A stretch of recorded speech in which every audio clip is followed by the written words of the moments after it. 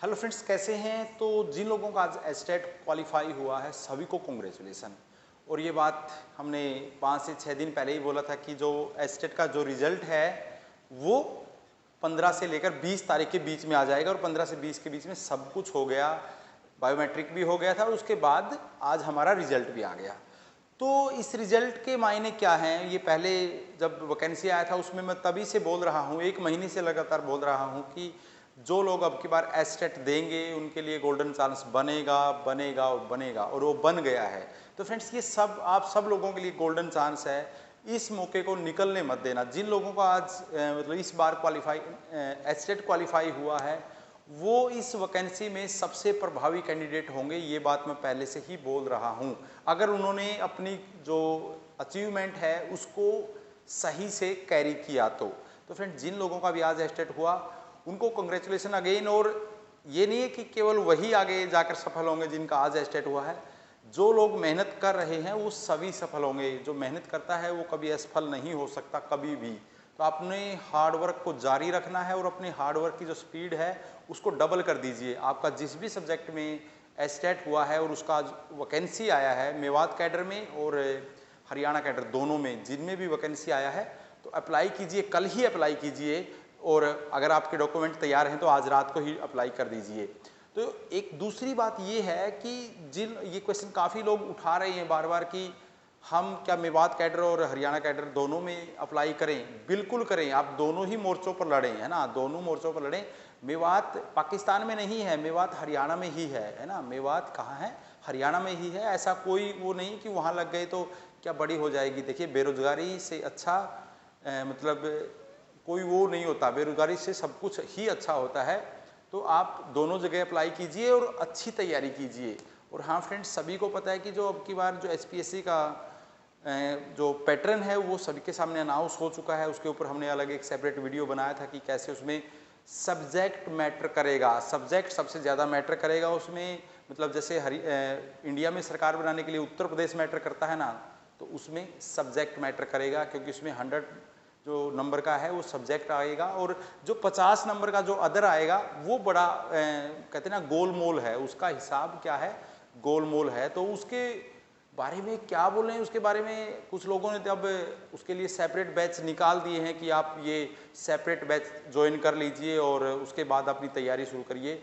लेकिन मैं अभी भी पूरी कहते हैं ना पूरी जिम्मेवारी के साथ ये बात कह सकता हूँ कि अगर आपने सब्जेक्ट को ढीला छोड़ दिया तो आप कहीं के नहीं रहेंगे। इन सेपरेट बैचों के चक्कर में मत फंसो। मुझे इस बात को कहते हुए कोई गुरेज नहीं है, मैं सेपरेट बैच के पक्ष में नहीं हूँ। मैं ये बोल रहा हूँ, आप अपने सब्जेक्ट का बैच कहीं भी ज्वाइन करो, अच्छा जो टीचर आपको लगता है वहाँ अपने सब्जेक्ट का बैच ज्वाइन करो, अपनी सेल्फ स्टडी करो। लेकिन इस सेपरेट बैच के चक्कर में कभी मत फंसना, क्योंकि इसका कारण ये मैं आपको बता रहा हूँ कि नेगेटिव मार्किंग है। आपको हरियाणा पढ़ना है, उसके लिए कोई सेपरेट बैच की हमें ज़रूरत नहीं है। आपको देखिए, जो आपका सब्जेक्ट और हरियाणा और पेडागोजी और साइकोलॉजी, यहाँ से लगभग 130 नंबर आपका पेपर आपका हो जाएगा और 20 नंबर बच गए जिसमें रीजनिंग और ये मैथमेटिकल रीजनिंग और डाटा इंटरप्रिटेशन और ये सब रीजनिंग, तरह तरह की रीजनिंग आएंगी 15 नंबर में। 5 से 7 नंबर की करंट और ये भी आएगी, जनरल अवेयरनेस भी आएगी, तो वो एक अलग है। तो आपको जनरल अवेयरनेस भी आप लास्ट 6 मंथ की तैयारी कर सकते हैं और साथ ही साथ में आप साइकोलॉजी में देखिए, साइकोलॉजी का जो दिक्कत है वो क्या दिक्कत है। साइकोलॉजी का दिक्कत है कि अगर हमें फैक्चुअल है तो हमें ठीक है, नो डाउट, कोई प्रॉब्लम नहीं है। लेकिन हम फंसेंगे कहाँ पर जाके, जब वो स्टेटमेंट वाले क्वेश्चन आएंगे ना, स्टेटमेंट जैसे सीटेट के उन्होंने क्वेश्चन उठा उठा के दे देने हैं ना, जब वो स्टेटमेंट हमें समझ में नहीं आएगी कि उनको, हमें लगेगा कि सारी स्टेटमेंट एक जैसी ही हैं, तो हम वहाँ पर फंस जाएंगे। अपनी जो आप अपने सब्जेक्ट में 90 कर लीजिए ना, वहाँ वो साइकोलॉजी वाले वहाँ 90 कर लीजिए ना आपके सब्जेक्ट में, तो 70 प्लस जो अपने सब्जेक्ट में कैरी करेगा वही इस बार इंटरव्यू देगा। मैं ये बोल रहा हूँ कि जो 70% क्रैक करेगा, 70 प्लस करेगा, वही इस बार इंटरव्यू देगा। क्योंकि अब की बार पहले नेगेटिव मार्किंग है, उसके बाद एक साथ में क्वालिफाइंग जो जोन भी है, जो कैटेगरी में है वो 45% और जो जनरल में है वो 50% के साथ ही क्वालिफाई कर सकता है। और इसके साथ साथ ये भी है कि जो पोस्ट होंगी उनके 2 गुना ही लोग इंटरव्यू के लिए बुलाए जाएंगे। जिसका इंटरव्यू आ गया ना, अगर उसका थोड़ा सा भी अच्छा स्कोर है वो चल जाएगा, उसको कोई डाउट कोई दिक्कत नहीं होगी, क्योंकि उसके बाद तो एकदम से जो हमारा जो कंपटीशन है वो बिल्कुल बहुत नॉर्मल हो जाएगा।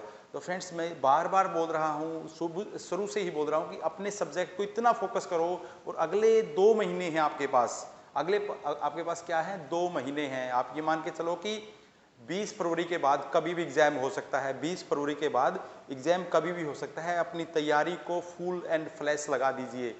जीवन का कहते ना, एक एक मिनट लगा दीजिए, और आप 10 घंटे पढ़ें, 15 पढ़ें, क्योंकि बहुत बड़ा गोल्डन अपॉर्चुनिटी आप लोगों के लिए है। इसको खराब मत जाने देना, इसको निकलने मत देना, क्योंकि मैं पहले से ही बोल रहा हूँ कि ये वैकेंसी काफ़ी दिनों में आई है और काफ़ी दिनों के लिए आई है, क्योंकि ये वैकेंसी कंप्लीट होते होते 2023 का 5वें से 6ठा महीना आ जाएगा।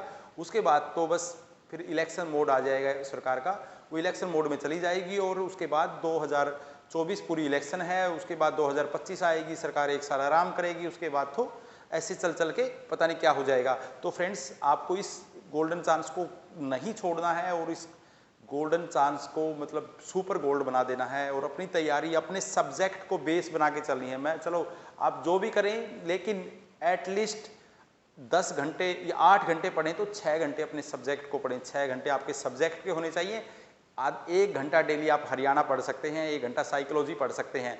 इस जो भी मेरा मित्र, मेरा भाई बहन इस रीजनिंग वाले मैटर में कमज़ोर है, तो अब जाके कहीं पर रीजनिंग को मजबूत करने का प्रयास ना करें। मैं हमेशा ही बोलता हूँ, स्ट्रॉन्ग को स्ट्रॉन्गेस्ट बनाइए। वीक को स्ट्रॉन्ग बनाने के लिए निकलेंगे तो आपका जो स्ट्रॉन्ग एरिया है वो भी वीक जोन हो जाएगा। तो स्ट्रॉन्ग को स्ट्रॉन्गेस्ट बनाइए, और उसके लिए ज़्यादा से ज़्यादा एज मैक्सिमम आप MCQ कर सकते हैं। ज़्यादा से ज़्यादा मैक्सिमम MCQs करिए, और उसके डेली के 100 से 200 MCQ अपने सब्जेक्ट के करिए। डेली के 1-2 चैप्टर पढ़िए। तो ये आपके लिए है बस जो थोड़ी बहुत बातें थी। इसी तरह की बातें हम फिर से आपके साथ शेयर करते रहेंगे।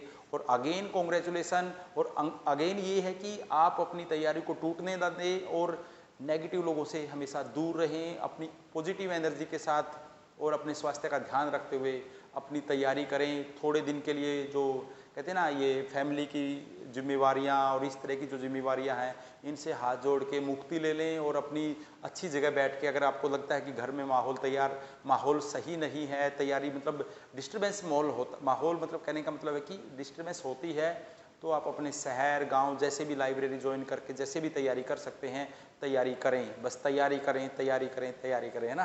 तो और इसके अलावा कुछ नहीं है। और जो हिस्ट्री का स्टूडेंट है, मैं बस बार बार एक ही बोल रहा हूँ कि अगर हिस्ट्री के आप स्टूडेंट हैं तो आप मेरे साथ जुड़ सकते हैं।